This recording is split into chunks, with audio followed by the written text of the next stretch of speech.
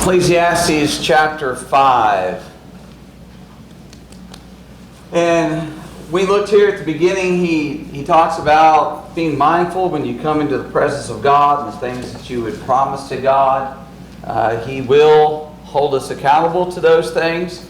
So we need to be mindful when we come before Him, in worship, in prayer.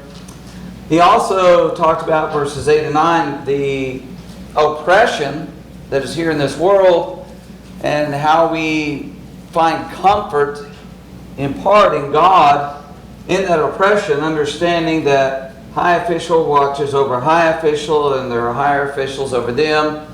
And so everyone is accountable to someone, and these things work out over time, though they may be very difficult for us to endure, to go through. Ultimately, of course, everyone's going to give an account to God.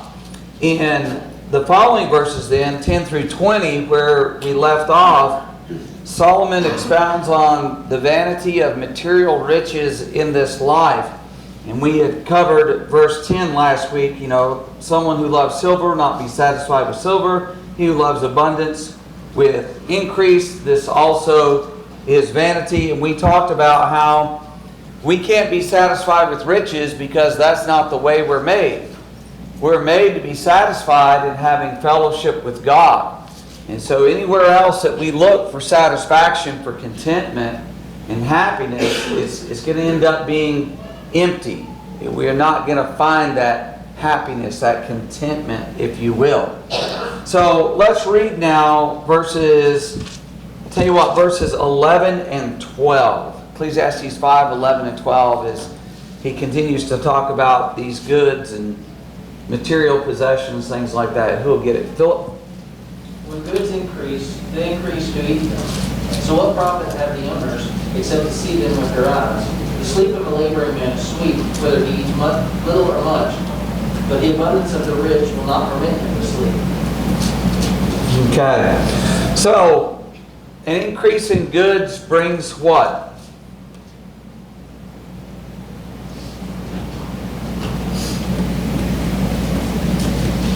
More people to share them with. Okay, why is that? Well, because usually either you can provide for more people, like a larger family, not necessarily your own children, but other family members. So you may take on responsibility of that. But usually it's because you live a lifestyle that involves a lot more entertaining and interaction with others. It's either business or entertainment.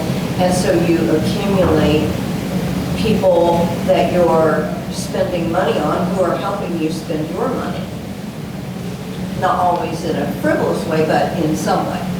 Okay, so somebody who has let's just throw something out there, 20,000 square foot home, are they likely going to be taking care of that home? And by themselves, personally, individually? If they have, 500 acres and 20,000 square foot home and all that stuff, what are they going to do?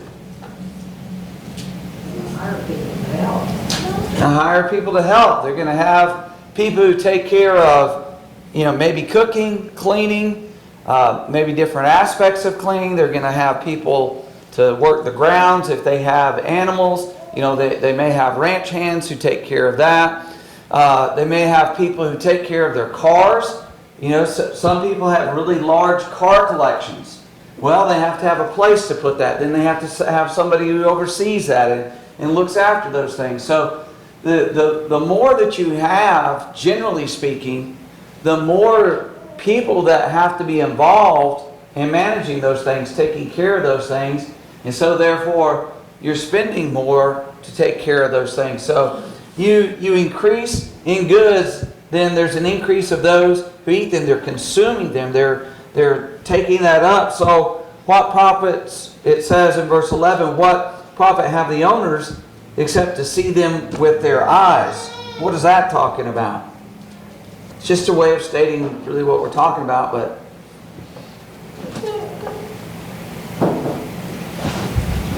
It's kind of saying, all right, so you're rich and you have all these, you have this big estate. What does that profit you personally? You get to observe. Oh look, he's doing that for me, she's doing that for me. I get to sit here and watch them do those things for me. Is that really an advantage? Yeah. And through spending that money or providing for their material needs, there's a portion of that he has that's just going out the door that he'll never see.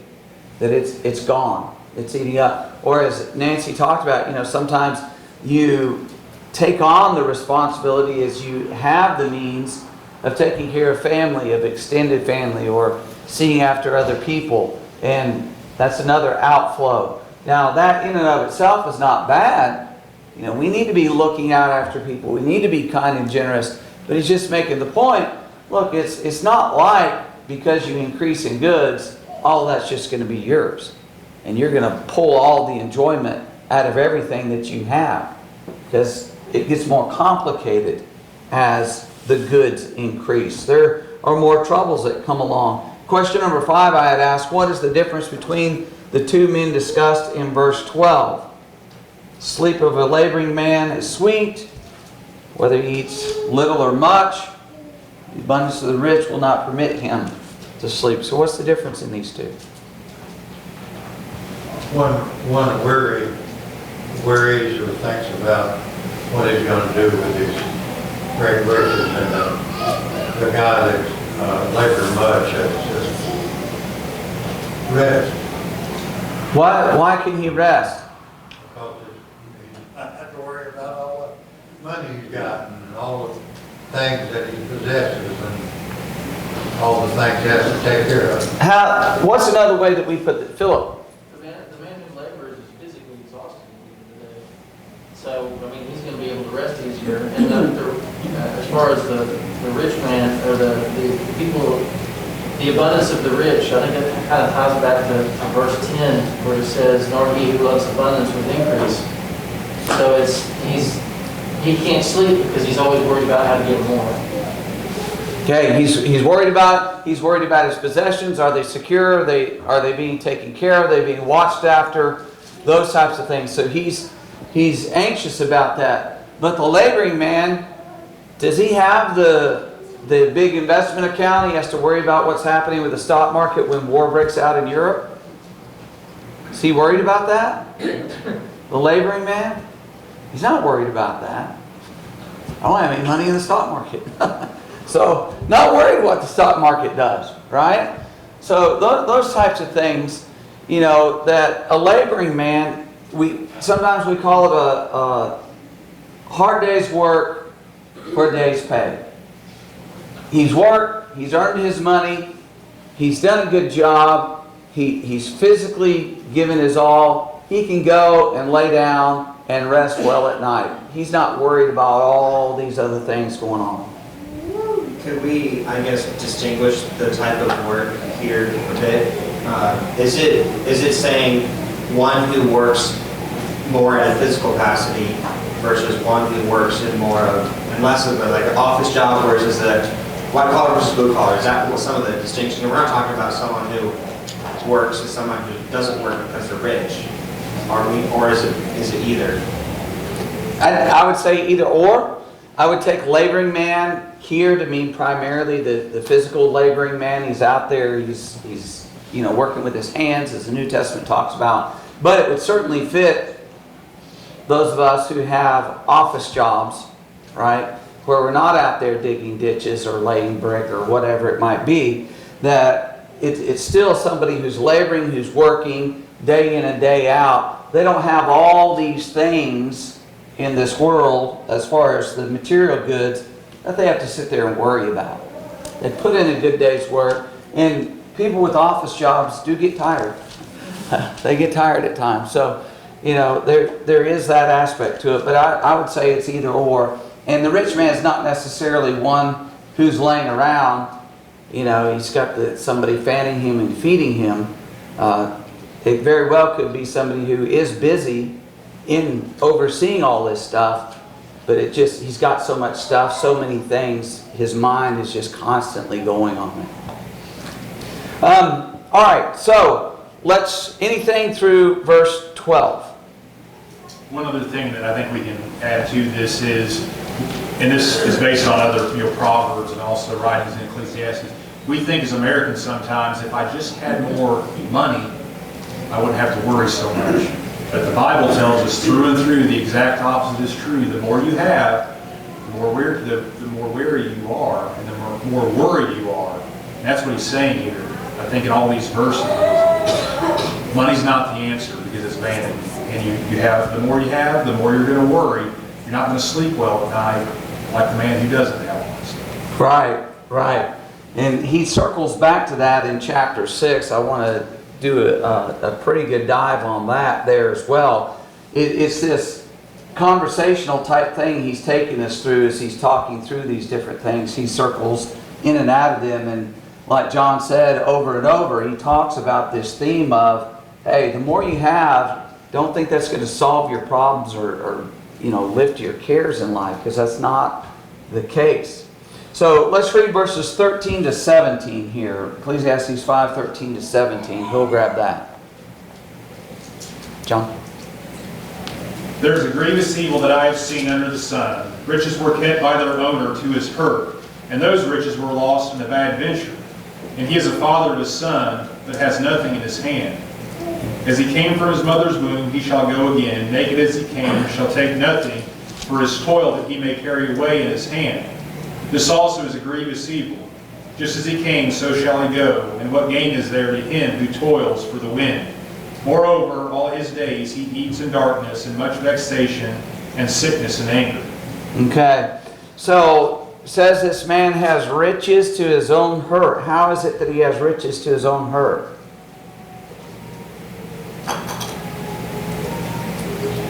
There's a man who is rich, and he puts all his trust in that, and he loses those things. Well, now he's devastated. He may not be able to get over it. It might be his only the main distraction to him in his life, but it causes him great pain because he has those riches and lost them. Yeah. What does 1 Timothy 6 tell us about riches? Money, the love of money. Love of money is root of all evil, through which some have done what? Pierce themselves through with many sorrows. Pierce themselves through with many sorrows. Exactly right. You can have riches. You can actually still have them, but they're to your own hurt. They would alienate you from God because you put your trust in them. Just like the rich young ruler. He came asking what he needed to do, and the Lord told him, you need to sell all you have, give to the poor, come follow me. He couldn't do that. He could not bring himself to let go of those material possessions. It says very specifically, he went away sorrowful. And have material things ever caused a rift in family? Yeah.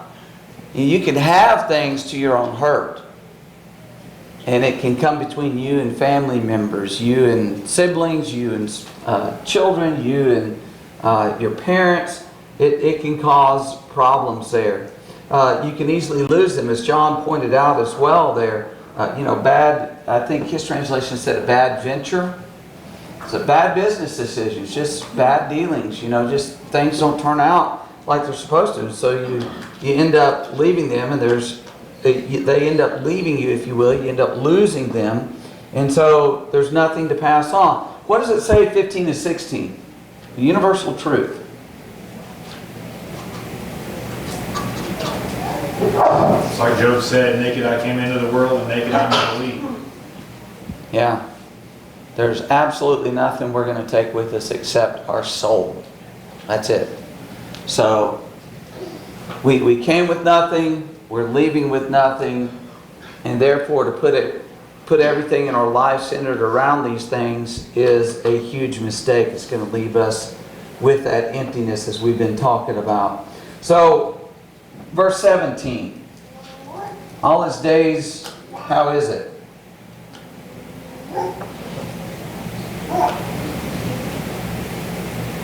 says he eats in darkness. What's it talking about? Has much sorrow, sickness, anger. Eats alone. Okay? He may be eating alone. Sickness and sorrow about this scripture tells us, where sickness comes from sin. Okay? Sin can bring sickness to us. Mike? Also, whenever you have that much, you can't really quite see the future. I think that's more the darkness, not being able to kind of see what's ahead of you, what's tomorrow going to bring. And so that worry is always making you feel sick. It's just, and the NASB actually says sickness and anger. So if he does lose something, he's angry about it. I shouldn't have done this, I should have done that, It's just always frustration. Yeah, this darkness can also be moral and emotional darkness. He's just in a dark place in life because he doesn't have his mind set right in serving God. In verse 16 where it says, this is the life of someone who pulls after the wind. And, even in today's economy that we have, we've gone from trading beads to trading gold, and now we just have paper, and now we're moving on from that. And we're just a number in the cloud somewhere. It is truly striving after the wind. You are really defined by a number in somewhere that you can't even touch, hold, nothing. Right. Yeah.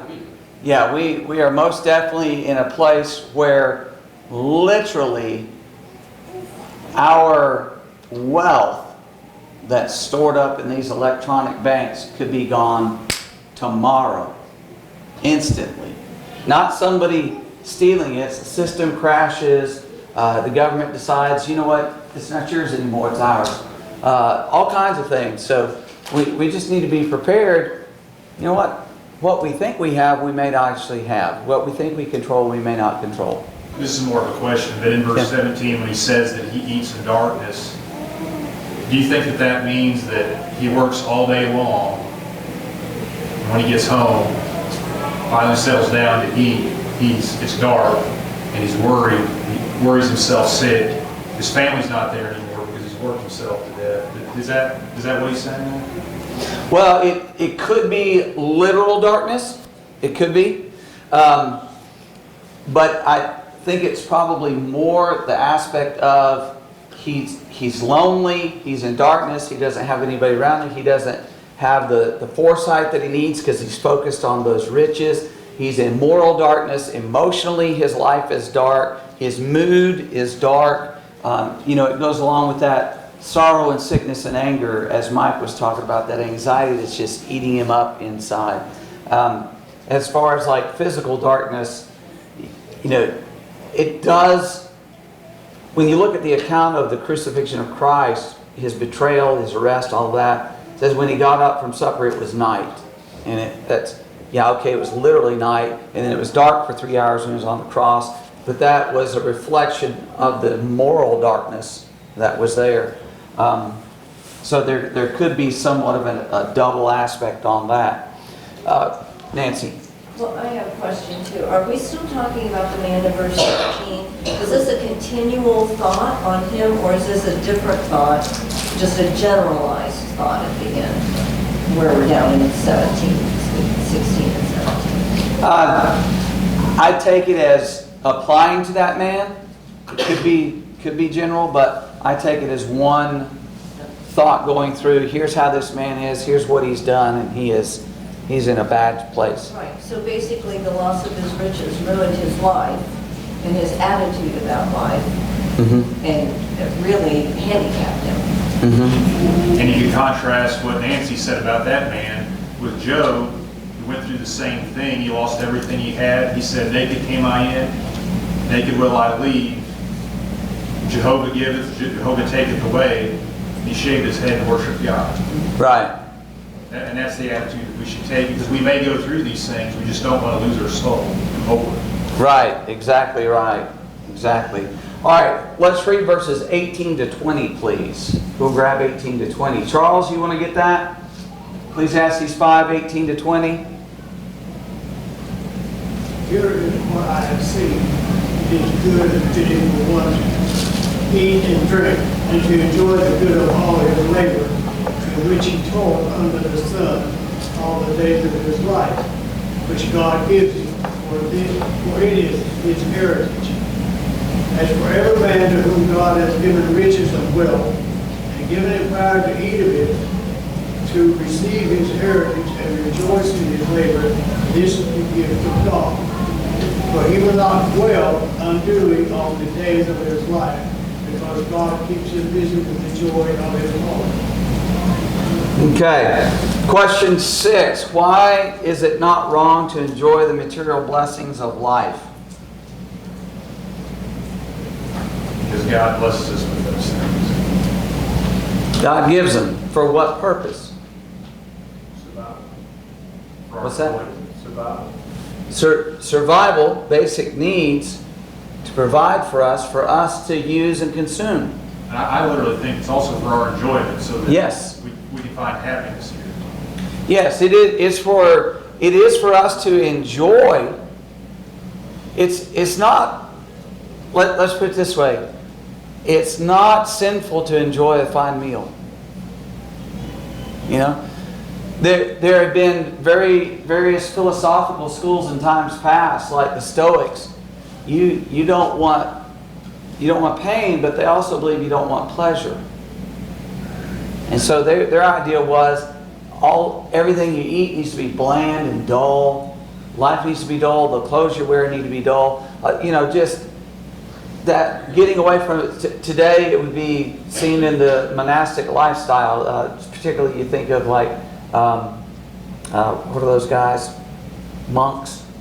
But I'm thinking there's another word I stuck in my head I can't get out. But they isolate themselves. They live a very bland way of life.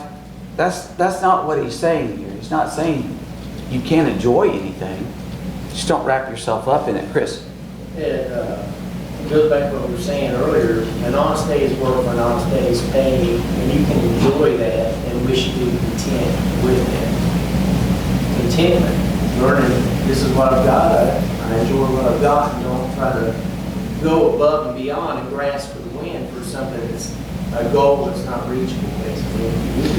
How are you going to hold on to it? And it's the obsession of it.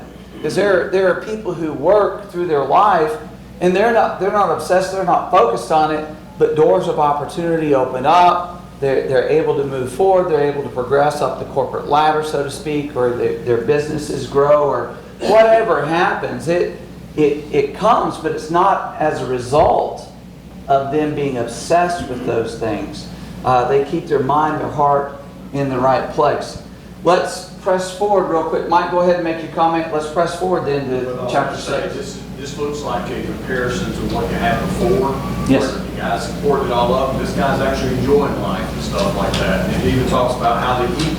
One eats alone, in the darkness, and all that kind of stuff, and the other, he just kind of enjoys his meals, and stuff like that. But he just got a good life. Right. He will not dwell unduly on the days of his life. That's Matthew 6, right out of Matthew 6. Just take care of the things today, let tomorrow worry about itself. Just fear God, serve God, do His will. All right. Chapter 6, 1 through 6. Who will read that? What's that? There is an evil which I have seen under the sun, and it is prevalent among men. A man to whom God has given riches and wealth and honor, so that his soul lacks nothing but all that he desires. But God has not empowered him to eat from them, for a foreigner enjoys them. This is vanity and a severe affliction. If a man fathers 100 children and lives many years, however many they be, but his soul is not satisfied with good things, and he does not even have a proper burial, then I say, better the miscarriage than he, for it comes in futility and goes into obscurity, and its name is covered in obscurity. It never sees the sun, and it never knows anything. It is better off than he. Even if the other man lives 1,000 years twice and does not enjoy good things, do not all go to one place? Okay. Question number 1. What is the evil in verses 1 and 2?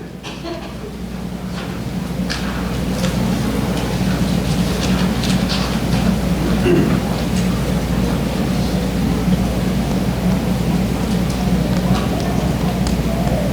a man that God allows to have a portion where we might say he's rich, and then a stranger, or an alien as it's called, comes along and takes those things away. God allows that to happen, or it happens for whatever reason. Okay. He has all these things, but he has no joy out of them, no enjoyment. He's not able to enjoy those things. Let me ask you something. Do you think we make an assumption that people like a Bill Gates, like a Jeff Bezos, and Elon Musk, or even people that are much further down the chain than them, I mean, compared to them, somebody who has $1 billion is fairly poor. But, you know, can't even fathom $1 billion, you know, 100 million, 10 million, whatever it might be. Do we assume they enjoy those things? I know I assume, well, yeah, they've got the house, they got the cars, they got the other house, and then they got the other house, and they got more cars, and they got private jets, and they, you know, our assumption is they enjoy them. People have stuff they don't ever enjoy. And he's pointing that out. You know, there's sometimes people don't enjoy them at all. And one of the things that happens that he points out there is a foreigner or a stranger or somebody else, an alien, comes along and consumes them. How would that be?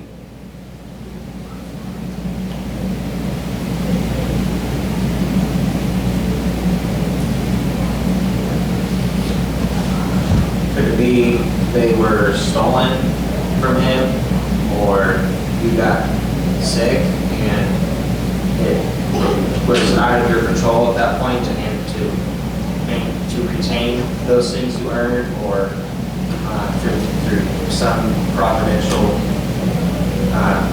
through God's providence, that the money was just lost from you, and is it kind of a assortment of things? Yes, I think it could be any one of those things. Nancy? Well, I was just thinking of the ultra wealthy that we know about in this country even. Howard Hughes, he couldn't enjoy anything. He had everything and he could not enjoy anything. And you look at the, just lost their name, the big publishing company out in California. They were plagued with all kinds of problems. Hearst. Yes. They had all kinds of problems. They didn't enjoy everything they had. They probably enjoyed very little of what they had. Right, exactly right. Mike? I was going to say, you know, just kind of looking at it from Solomon's standpoint, how many foreign lives that he had. You know, they come in, now he's got to make sure that they are taken care of, you know, and stuff like that. I wonder if it has something to do with that as well, in the fact that, you know, you're not able to enjoy the riches that you do have, and so, because you're spending on this. And actually that Hebrew word can also be translated as adulterous. So I don't know if that has something in there to play with it. You know, I don't know. Yeah, one of the things I see in this is you have somebody else who's going to take and enjoy what you have, and you're not going to. It could be, one of the things I thought of as illness, you're physically just not able to enjoy it, which is kind of Howard Hughes. His was mental. He couldn't enjoy it.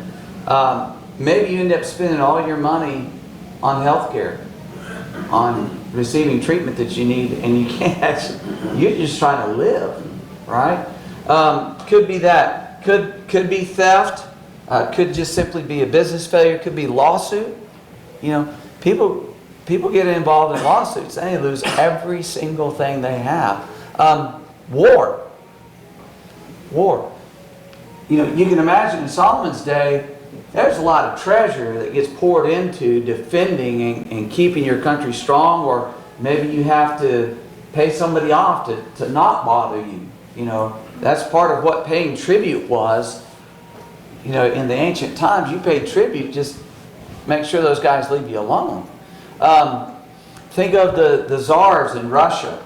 Was it 1916, 17, somewhere around in there? When you had the revolution?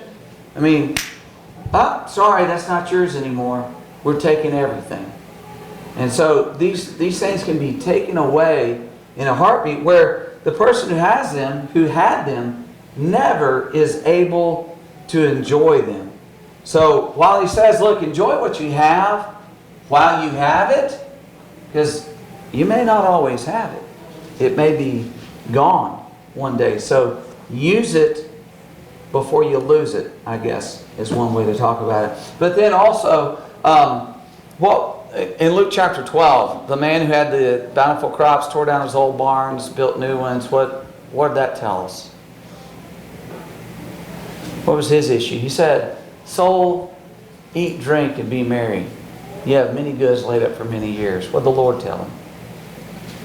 Your soul's going to be required this night. Tonight. You're dying tonight. Right?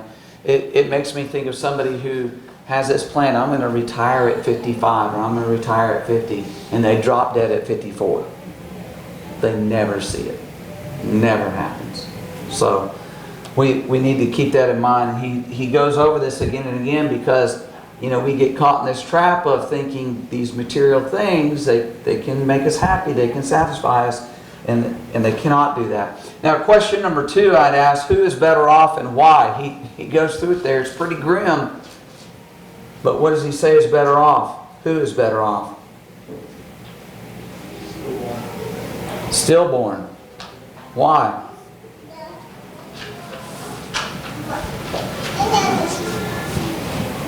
They're going to have to know anything about this life. Now, I have no idea. They're not going to have those days of darkness and anxiety and having all these possessions, but then never enjoying them and being tormented by that and seeing somebody else take them and use them, enjoy them. You know, they're just gone.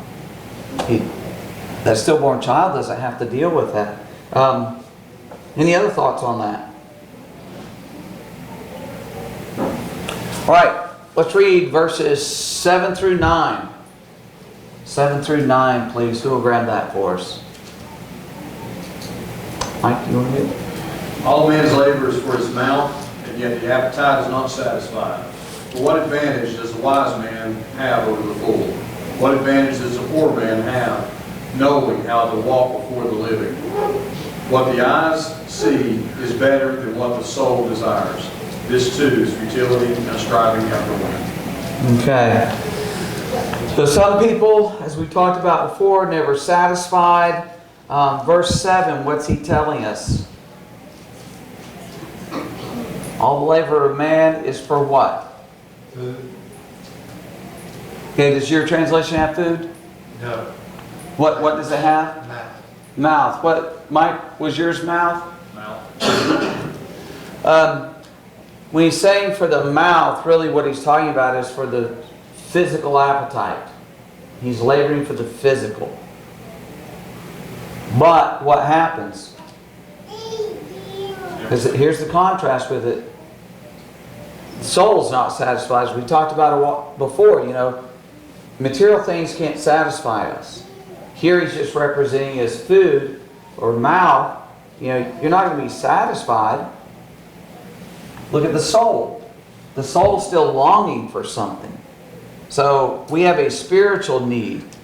We need to work to provide for our physical needs. That's true. But the inner man can't be satisfied with these things, have the priorities wrong. Verse 8, what's he telling us? He switches it slightly. Still on the same theme. Says the poor man knows how to walk. Okay, how about before that? He doesn't know how to walk. For what more has the wise than the fool? And he's talked about a wealthy man And you can't be satisfied with that wealth. What about a wise man? Can he be satisfied with wisdom? And what he's not talking about, the wisdom of God. He's talking about as he looks out under the sun. He's talking about intellectual wisdom. There are people who go and they get all kinds of degrees or they gain great wisdom in this life, but they're not going to be satisfied with that. Question number 3. Describe how a wise man and a fool are alike.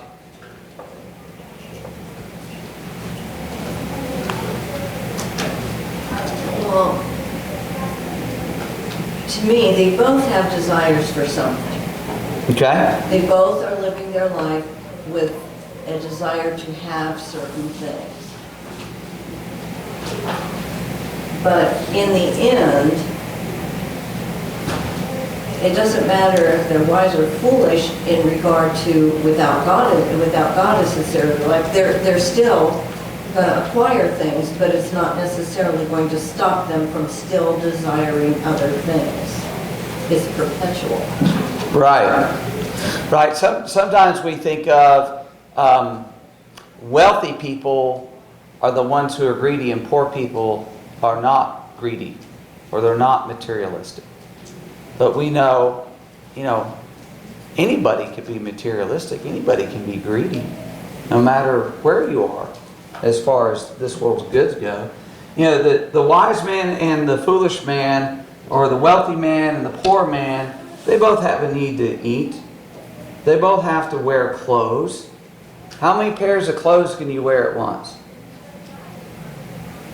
I mean, unless you're one of those people that's like, well, I'm not going to have a check bag and I'm going to wear, 6 layers of clothes, which, by the way, people have died because of that. So don't ever do that. It's just not smart. But, we wear one set of clothes, right? How many cars do we drive at a time? Now, I'm talking about future with, drones and AI. I'm talking about real people. How many cars do we drive? We drive one at a time. We may have 20, but you're just going to be driving one. That's it. So there's these basic needs that we have that are the same among all of us, wise and poor, or wealthy and poor, or wise and foolish, I should say, wealthy and poor. It's all the same. And on that intellectual refinement, by the way, what does 1 Corinthians chapter 1 tell us about that? About intellect. Not many wise, not many mighty, not many noble are what? Are called. Right? It's the foolish of this world. Some people believe a good education will make the difference in their life. They really honestly believe that. They think, well, if I just get a good education, then my path is going to be paved in life. Our society, for a very long time, has preached that idea.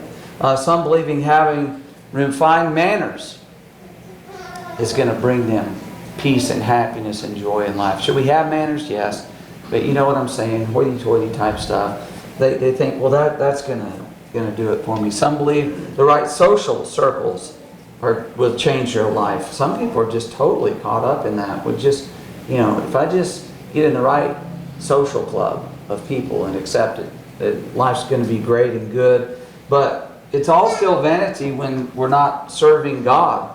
Our priorities get out of whack. All right, so question number 4 then. Explain the sight of the eyes versus the wandering eyes. What is that there at the beginning of verse 9? And what was your translation again, Mike? What the eyes see is better than what the soul desires. Okay. So what's he saying there? We have a particular... Go ahead. Part of it might be that in a world of uncertainty and meaninglessness, what you can actually see and perceive is better than what you can imagine, what you can't see, what you would like to happen. Better to live in reality than in what is. That might be an application. John? I think what he's saying here is you need to learn how to be content with what you have, what you can see, and what you can lay your eyes and hands on, rather than having desires and not being content with what you have. Always striving for more, wanting things that you don't have, that somebody else has, and being covetous about those things. That's vanity. Yeah. Learn satisfaction with what you have. Don't be troubled on what you don't have. And that's a challenge for us in our society, especially when we can look out and see there's such an abundance. People look out and they say, well, I want that, I want that, I want that. Paul, do you have something? Well, I'm thinking, you see something, but you want to see a lot more. Yes, you have things, but you want more and more. That desire to gain more and more. Nancy, do you have something? Well, I was just going to say that the idea of being content with what you have in our society is a minimalist. Okay. A minimalist. It's not really the definition of a minimalist, but Right. that is how our society looks at that, as you're a minimalist, because you don't want multiples of everything. Right, right. Very reduced to very basic living. We have an old saying for this. I know somebody here knows it. Somebody here has probably used it. Is it about birds? Yes. Yes. A bird in the hand is worth two in the bush. Bird in hand's worth two in the bush. Boy, if we could just understand that. You know, what we have is worth a whole lot more than what we don't have. Much more valuable to us. So quit thinking about the bush, the two in the bush, if you will. All right, let's read verses 10 through 12, please. Who will get that for us? Elijah. Whatever has come to be has already been named, and it is known what man is, that he is not able to dispute with one stronger than he. The more words, the more vanity, and what is the advantage to man? For who knows what is good for man while he lives the few days of his vain life, which he passes like a shadow? For who can tell man what will be after him under the sun? Okay. So in verse 10, whatever one is, he has been named already.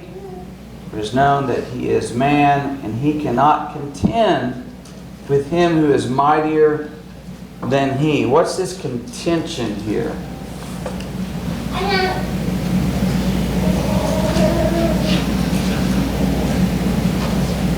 Or do you have another word in there? Second part of verse 10.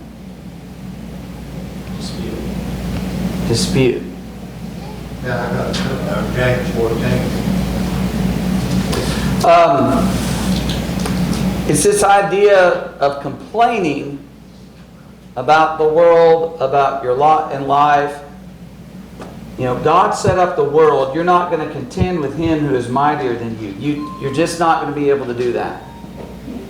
You can't go to God and say, well, all this is just unfair. I don't like it. I want it to be different. It's not going to be different. It is what it is, and we need to learn to live with that. You know, God's providence runs this world, and our complaints about that are complaints or contending with God. And what happens when we contend with God or complain against God?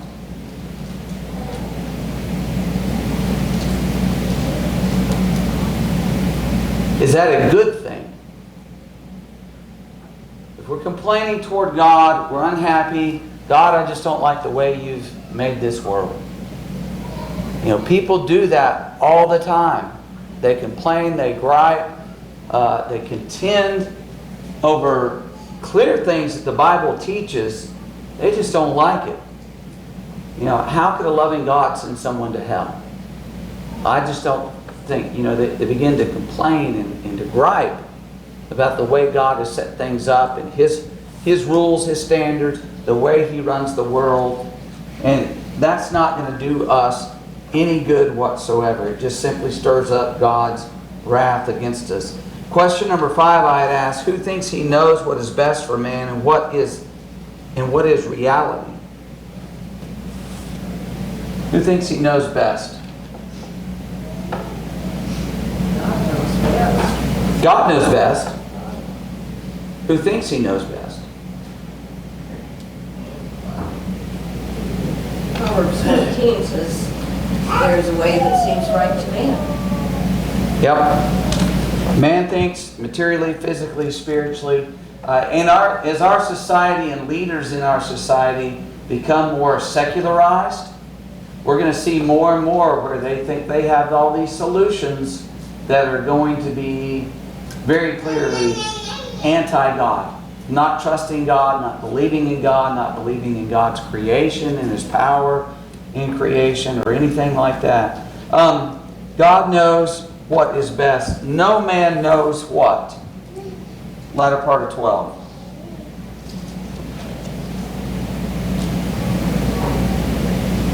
What's going to happen after? Okay, let me ask you this. Have you known people, maybe in your own life, that the hardest thing that ever happened to you was the best thing that ever happened to you? I've known people like that.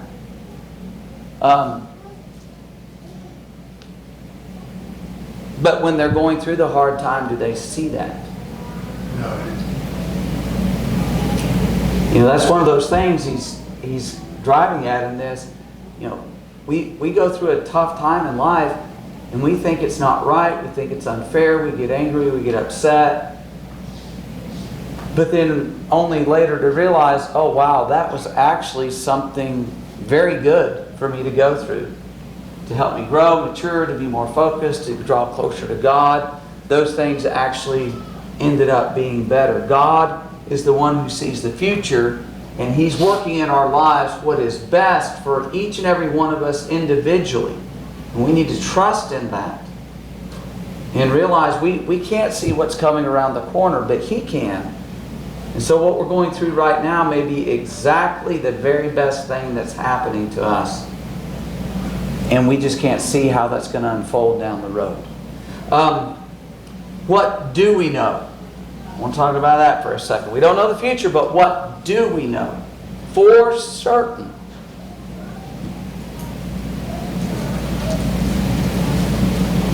First, that God is in control. And second, that if we are with God in our lives, we'll be all right. However, Okay. this world progresses. Yeah. Let's go even more basic than that. God is in control. What's even more basic than that? It's not good for man to direct his own path. No, not more basic than God is in control. We are not in control. How about God is? God exists. We know that. Beyond the shadow of a doubt. God exists. And yes, He is in control. We know the character of God. We know that Jesus is the divine Son of God. And there is salvation in Him. We know the purpose of life. We know that heaven is there and there is an eternal reward awaiting us in heaven. We know the Bible is God's Word and it reveals to us the way to live a righteous and content life. We know those things. You know, we sometimes get worried and caught up in things we don't know. Sort of like getting caught up in things we don't have. Sometimes we get caught up in things we don't know. We can't see, we don't understand. We need to focus on what we do know, what we do understand.